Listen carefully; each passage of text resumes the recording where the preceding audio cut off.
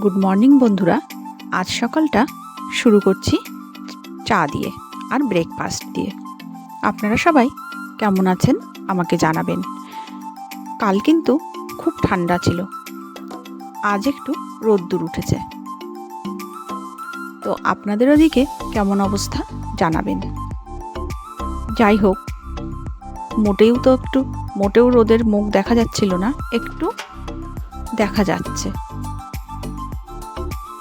আর বাইরের তো বেরোনোই যাচ্ছে না, এত ঠান্ডা, জলেও হাত দেওয়া যাচ্ছে না। তো চলুন, সকালে আমি ব্রেকফাস্টটা রেডি করে নিয়েছি, বেগুন ভাজা এবং রুটি দিয়ে। প্রথমে বেগুনগুলোকে আমি কেটে নিয়েছি, তারপর একটু চাকু দিয়ে হালকা করে একটু চিড়ে চিড়ে নিয়েছি। আর এদিকে আমি লবণ হলুদ মাখিয়ে বেগুনটাকে ভেজে নেব। তার আগে কিন্তু মেয়ের জন্য আর ওর বাবার জন্য আমি দুধ চা করে নিয়েছিলাম। মেয়েকে আর ওর বাবাকে চা দিয়েছিলাম খেতে। তারপর বেগুনটাকে ভাজা বসিয়ে আটাটা মেখে আমি রুটি করে নিলাম। সকালে বেগুন ভাজা আর রুটি এইগুলোই খাওয়া হবে। দেখুন, আমি বেগুনটাকে লবণ হলুদ মাখিয়ে আমি বেগুনটা কিন্তু ভাজতে দিয়ে দিলাম।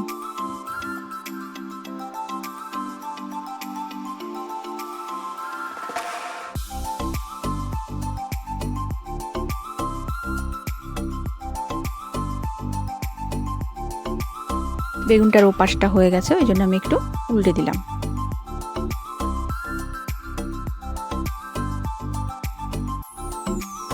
দেখুন, আমি কিন্তু বেগুনটা সুন্দর করে লাল লাল করে ভেজে নিয়েছি। বেগুনটা কিন্তু আমার ভাজা হয়ে গেছে। আমি বেগুনটা এবার তুলে নেব।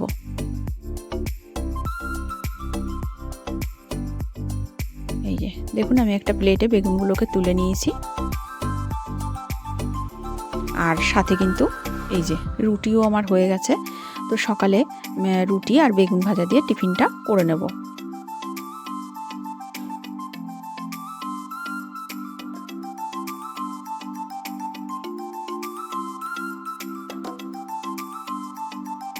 বেগুনগুলোকে কিন্তু আমি সুন্দর করে একটু ভেজে নিলাম।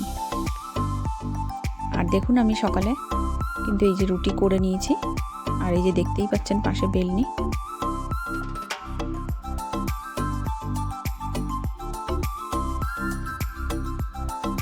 এই যে রুটি বেলার জন্য আমি এখানে আটাটাকে রেডি করছি।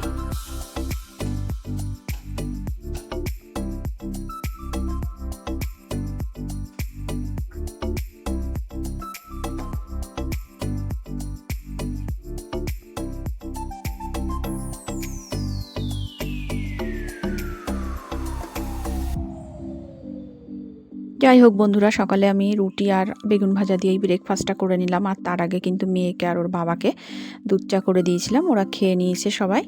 আমি কিন্তু এখনও খাইনি, কারণ রুটি সম্পূর্ণ হয়নি, ওই জন্য আমি একটু পরেই খাবো।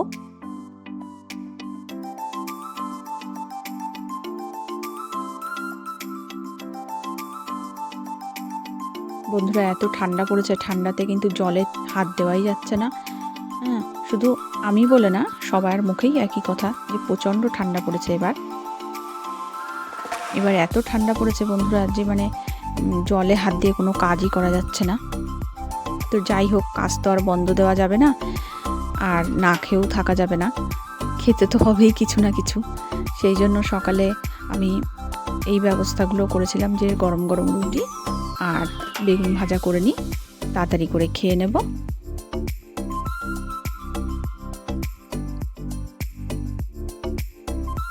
আর তারপর দেখুন, চলে এসেছি আমি আপনাদের সঙ্গে একটা জিনিস শেয়ার করতে। তার আগে চলুন পুজোটা একটু দিয়ে নিয়ে আসি। আমি এখানে আজ যেহেতু মঙ্গলবার, ঠাকুরের ঘরটা পাততে হবে, তাই ঠান্ডার জন্য বন্ধুরা আমি সেইভাবে কিছু দেখাতে পারলাম না। তো আমি ঘরটা মেজে ঠাকুরের ঘরটাকে পেতে নিয়েছি, সেটা আপনাদের সঙ্গে দেখালাম। আর ঠাকুরের চরণে ফুলগুলো দিয়ে নিলাম, আর দিয়ে নিয়েছি জল মিষ্টি। বন্ধুরা, উঠতেও কিন্তু খুব দেরি হয়ে যাচ্ছে ঠান্ডার জন্য, ওই জন্য কাজ করে এগোতে পারছি না।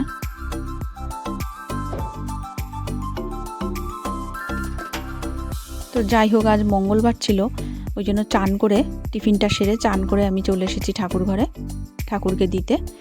তাই ঠাকুরের ঘরটা আগে পেতে নিলাম। পেতে আমি সমস্ত ঠাকুরকে একটু ফুল চরণে দিয়ে দিলাম, আর একটু জল মিষ্টিও দিয়ে দেবো। দেখুন, আমি একটা চাদর গায়ে দিয়ে কিন্তু কাজ করছি ঠাকুর ঘরে, নইলে আমি ঠান্ডার জন্য আর পারছি না, মানে কাঁপছি পুরো ঠান্ডায়।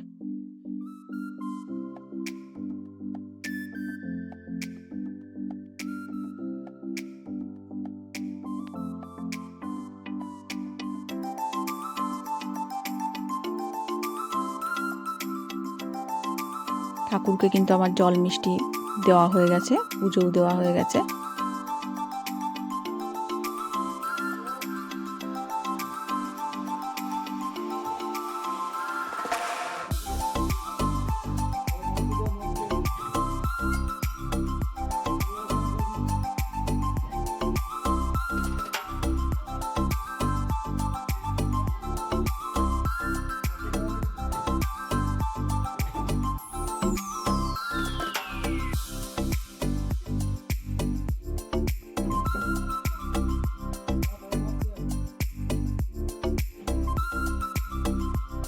দেখুন, এখানে কিন্তু আমি জল মিষ্টিও দিয়ে নিয়েছি।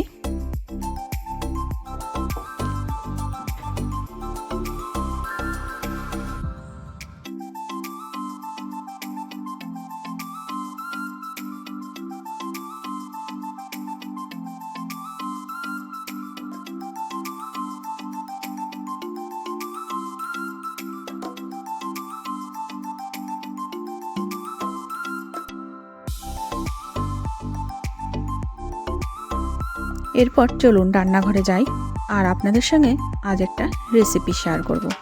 দেখতে থাকুন আপনারা। এখানে আমি একটা কড়াই নিয়ে নিয়েছি, তার মধ্যে এই কাপের 1 কাপ চিনি নিয়ে নিয়েছি।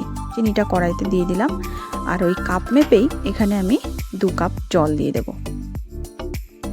এটাকে আমি ভালো করে একটু জ্বালিয়ে নেব। এটা হতে হতেই এদিকে আমি এই যে দেখুন, গামলার মধ্যে আমি কিছুটা পেঁপে কুচি কুচি করে কেটে নিয়েছিলাম, একটু ভাপ দিয়ে নিয়েছি। পেঁপেটা কিন্তু আমার হালকা করে ভাপ দিয়ে নেওয়া হয়ে গেছে। এই যে পেঁপেগুলো আমি এইভাবে কেটে নিয়েছিলাম, আর পেঁপেটা কিন্তু আমার ভাপ দিয়ে নেওয়া হয়ে গেছে। আর দেখুন, এবার আমি ওই চিনির শিরার মধ্যে পেঁপেটাকে দিয়ে দিচ্ছি।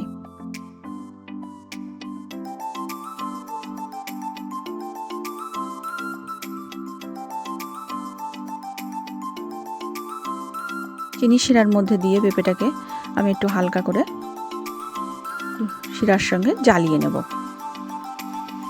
বানাবো টুটি ফুটি। এই টুটি ফুটিটা কিন্তু বাজারে বিক্রি হয় কেকের জন্য, সেটা কিন্তু আপনারা বাড়িতেও বানাতে পারেন, তাহলে আর বাজার থেকে কেনা লাগবে না। বেশি টাকা দিয়ে বাজার থেকে না কেনার জন্য বাড়িতেই এইভাবে বানিয়ে নেওয়া যায়। তো সেইটাই আপনাদের সঙ্গে একটু শেয়ার করলাম। আর দেখুন, এর মধ্যে আমি একটু দিয়ে দেবো ভ্যানিলা এসেন্স, কারণ টুটি ফুটির ওই থেকে দেখবেন একটু ভ্যানিলা এসেন্সের গন্ধ আসে, তাই আমিও 2-1 ফোঁটা এর মধ্যে ভ্যানিলা এসেন্স দিয়ে দিলাম। আর এদিকে আমি নিয়ে নিয়েছি ফুড কালারগুলো। এই যে টুটি ফুটিটাকে কিন্তু আমি চিনির রসে দিয়ে জ্বালিয়ে নিয়েছি, এবার আমি তুলে নেব। এই যে ছোট ছোট বাটিতে আমি 3টে বাটিতে আমি হাফ করে তুলে নিচ্ছি, ভাগ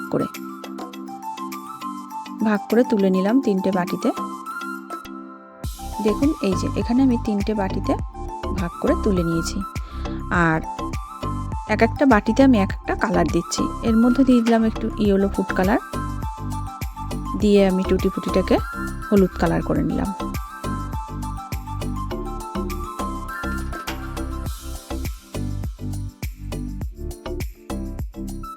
দেখুন, জলটা একটু বেশি হয়ে গেছিলো বলে আমি জলটা একটু কড়াইয়ের মধ্যে ঢেলে দিলাম। আর এই যে দেখেছেন, আমি এখানে ইয়েলো কালারটা মিশিয়ে নিয়েছি। একটু কম হয়ে গেছে বলে মনে হচ্ছে, তার জন্য আমি আর একটু দিয়ে দিলাম। দিয়ে ভালো করে মিশিয়ে এটাকে সারা রাত এভাবেই রেখে দেব। এরপর চলুন আর একটা কালার আমি অ্যাড করছি এই পেঁপের সঙ্গে। এটা হচ্ছে সবুজ কালার। এই যে এইভাবে ফুড কালারটা দিয়ে নিলাম 2-1 ফোঁটা, দিয়ে ভালো করে পেঁপের মধ্যে ভালো করে চামচি দিয়ে মিশিয়ে নিলাম। আর আমি কিন্তু এখানে দিয়ে দেবো রেড কালার। আমি রেড কালারের টুটি ফুটিটা আগে অনেকটা করে রেখেছিলাম, তো আপনাদের দেখানোর জন্য এখানে আমি অল্প করে রেড কালারটাকে তৈরি করে নিলাম। শুধু আপনাদের দেখানোর জন্যই আমি এখানে অল্প করে টুটি ফুটি দিয়ে রেড কালারটা দিয়ে তৈরি করে নিলাম, কারণ আমার অনেক আগে রেড কালারের টুটি ফুটি তৈরি করা আছে।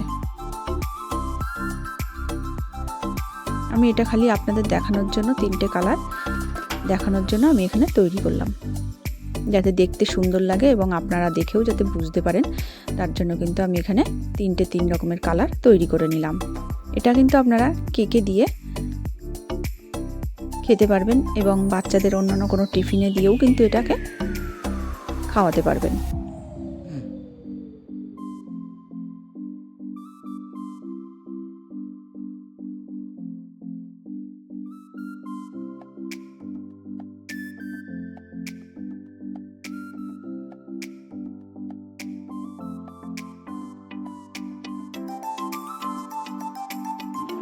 এরপর ছাঁকনির মধ্যে এগুলিকে আমি ছেঁকে নিচ্ছি, কারণ এর মধ্যে কিন্তু জল থাকে, তাই আমি এই ছাঁকনিটা নিয়ে নিয়েছি।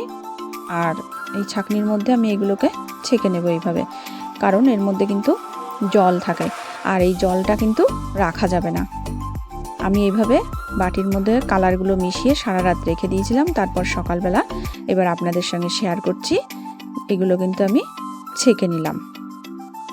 ভালো করে ছেঁকে নেওয়ার পর এগুলোকে কিন্তু আমি সকালবেলা একটা থালার পরে পেপার পেতে নিয়েছি।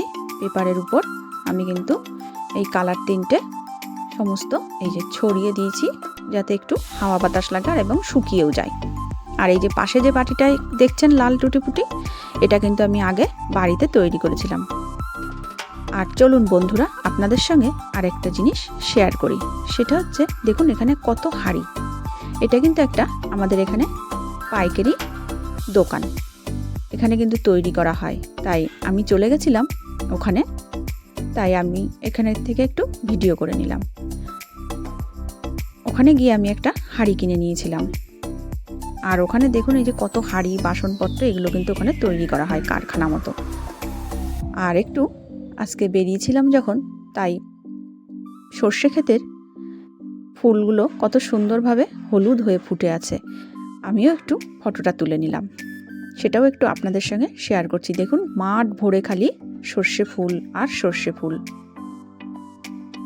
এখানে আসলে বন্ধুরা এই সর্ষে ফুল দেখলে কিন্তু আর বাড়ি যেতে ইচ্ছা করে না, কারণ হলুদ হলুদ ফুলগুলো মাঠ ভরে পুরো ভরে থাকে, দেখতেও কিন্তু খুব সুন্দর লাগে। ভিউটা আপনারা দেখুন, দেখলেই বুঝতে পারবেন।